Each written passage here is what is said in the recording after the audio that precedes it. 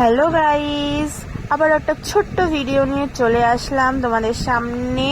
তো সেদিনকে বিকেলবেলা বসে বসে ভাবছিলাম কি করব। যাই বান্ধবীদের মেসেজ করে বলি চ বান্ধবী খেতে যাবি, তারপরে ওরা বললো হ্যাঁ ভাই যাওয়াই যায় চ। তারপরে যেই কথা সেই কাজ, রেডি হয়ে আমরা চলে আসলাম টোটো স্ট্যান্ডে এসে টোটোতে উঠেও বললাম কোথায় যাবো সেটা আমরা অন্ধকারের মধ্যে ভিডিও করলাম। তারপরে আমার বান্ধবীরা ফ্ল্যাশ জ্বালালো, আমরা আবার টাটা করে দিলাম, নাটক করে দিলাম একটু, যার করি আর কি ভিডিও পেলে। যাই হোক, তারপরে বান্ধবীকে জিজ্ঞাসা করলাম কি রে কোথায় যাব জানিস তো? ও বলছে দাঁড়া তো আগে স্টেশনে তো যাই, তারপরে দেখা যাবে কোথায় যাব। তারপরে আমরা স্টেশনের উদ্দেশ্যে বেরিয়ে পড়লাম। তারপরে টোটোতে যেতে যেতে আমরা ডিসকাস করলাম যে ভাই কোথায় যাবি। তখনও আমরা বুঝে উঠতে পারছি না যে কোথায় যাব।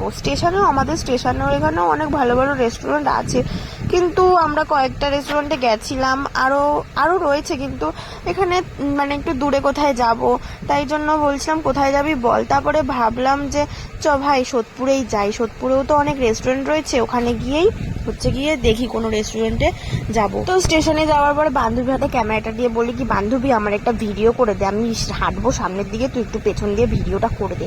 হ্যাঁ, তারপরে বান্ধবী যেমন ভিডিও করে দিল।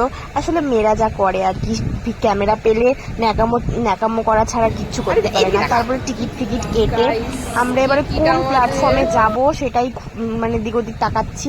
প্রথমে এদিক দিয়ে নামতে যাচ্ছিলাম, মানে ওরা নামতে যাচ্ছিল, আমি প্রথমে উঠতে যাচ্ছিলাম, ওরা নামতে যাচ্ছিল, তারপরে আবার উপরেই উঠতে হয়েছে আমাদেরকে। তারপরে ওরা আমার হাতে ক্যামেরাটা ধরিয়ে দিয়ে দৌড় মারলো, দেখো উঠে চলে গেল। তারপরে আমিও কম শিয়ানা না, আমিও ওদেরকে ধরবো বলে দৌড় মেরেছি। তো গাইজ আমি যা দৌড় মেরেছি, সবাই মনে আমার মুখের দিকে তাকিয়েছিল। হ্যাঁ, তো বাদ দাও, পাত্তা দিইনি কারোর মুখের দিকে, আমি তাকাইনি, যে তাকিয়েছে বাদ দাও, খেয়ালও করিনি আমি। তারপরে গাইজ আমাদের ট্রেন দাঁড়িয়ে থাকা সত্ত্বেও আমরা এখানে দাঁড়িয়ে কতক্ষণ ধরে ফটো তুলেছি। তারপরে মনে পড়েছে ট্রেন তো দাঁড়িয়ে রয়েছে, তারপরে দৌড় মেরেছি। গাইজ দেখো কি অবস্থা। প্ল্যাটফর্মে যারা ছিল সবাই মনে হয় আমাদের দিকে তাকিয়েছিল, এমন দৌড়েছি আমরা। তো ওরা ভাবছিল যে এটা দৌড়াচ্ছে কেন, আমরা তো জানি ট্রেন চলে যাবে তাই জন্য দৌড়াচ্ছি। ট্রেনটা আমরা উঠেছি আর ট্রেনটা ছেড়েছে, তাহলে ভাবো কি ফটো তোলার নেশা। তারপরে আমাদের এই বান্ধবীর মুখ দুটো কালো হয়ে গেছে, কারণ এখানে লোকের গায়ে ওদের চুলগুলো লাগছিল, তাই লোকটা এমন ভাবে বলেছে, তো মুডটা খারাপ হওয়ারই কথা। তো ভালোভাবেই বলতে পারতো লোকটা যে দিদি তোমার চুলটা একটু, বা বোন তোমার চুলটা গায়ে লাগছে, চুলটা একটু সরাও। এমন ভাবে না বলে কেমন একটা ঝেঝিমিরে বলেছে। তো বাদ দাও, এইসব পাবলিকও এরা কি জানি না। তারপরে গাইস সোদপুর মানে পুরো বাজার হাঁটার পরেও খুঁজে পাচ্ছিলাম না, সবার মুখের অবস্থা দেখলেই তো। তারপরে পেলাম এই মিত্র ক্যাফে বলে একটা রেস্টুরেন্ট ছিল, তো এখানেই গেছি। সোদপুরে অনেক রেস্টুরেন্টই ছিল, তো হট করে চোখে পড়লো এই রেস্টুরেন্টটা। তো আমার বান্ধবী বললো যে এখানে আমার দিদি এসেছিল, চ এটাতে যাবি? আমরা বললাম ঠিক আছে চ যাই। তারপরে এটাতেই গেলাম। তারপরে উনি বললো যে ফ্যামিলি সিটে বসতে হবে, নর্মাল সিট নেই। বললাম ঠিক আছে, কোনো প্রবলেম হবে না। তারপরে গিয়ে বসলাম, বসার পরে আমরা কি অর্ডার করব সেটাই দেখছিলাম, দেখার পরে অর্ডার করেও দিয়েছিলাম। তারপরে দেখো জায়গাটা এরকম ছিল, বেশ ভালোই লাগছিল। তারপরে আমরা অর্ডার করে দিলাম। তো আপাতত আমরা এই 3টে জিনিসই অর্ডার করেছিলাম, দেখো। তারপরে লাস্টে আমরা ডেজার্ট খেয়েছিলাম। তো ও দেখো ভিডিও করার জন্য ন্যাকামো করে করে খাচ্ছিল, তারপরে এই ভিডিওটা নিয়ে খাচ্ছিল। তো দেখো নাচ করে করে মানে অ্যাক্টিং করে করে খাচ্ছিল।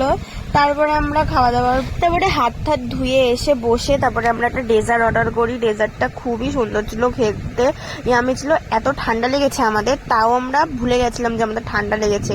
তারপরে ডেজার্টটা অর্ডার করার পরে আমরা তিনজন বলছি কি তোর ঠান্ডা লেগেছে না, কি তোর ঠান্ডা লেগেছে না? আমাকে বলছে তোর খেতে হবে না, তোর ঠান্ডা লেগেছে না?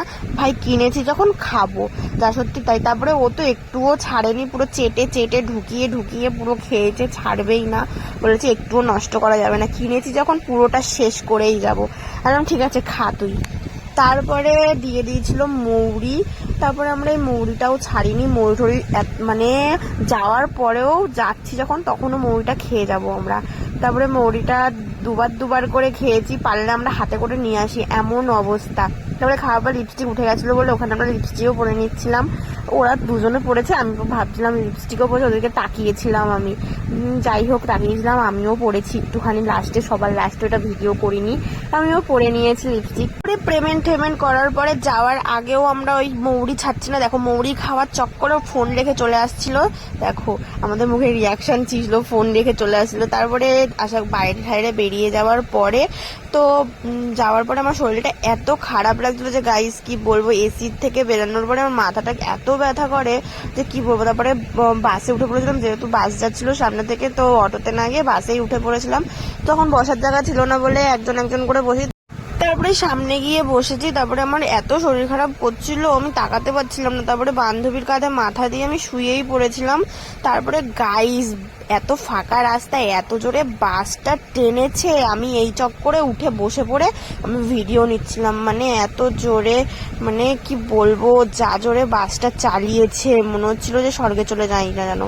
তো আমরা তো হাসছি সবাই, এর হাত ধরে রয়েছে, ওর হাত ধরে রয়েছে, বাস থেকে নামার পরে এমন হেসেছি যে কপাল ভালো আমরা বেঁচে বাস থেকে নেমেছি।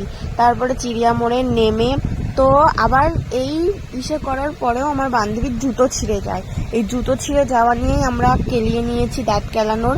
তারপরে বাড়ির উদ্দেশ্যে যাচ্ছিলাম, এখান থেকে টোটো ধরে একেবারে বাড়ির মুখের সামনে নামবো। আর কোনো ভিডিও করা হয়নি, বাড়িতে গিয়ে খুব টায়ার্ড হয়ে গেছিলাম। তো ভালো লাগলে লাইক, কমেন্ট, সাবস্ক্রাইব করো, টাটা।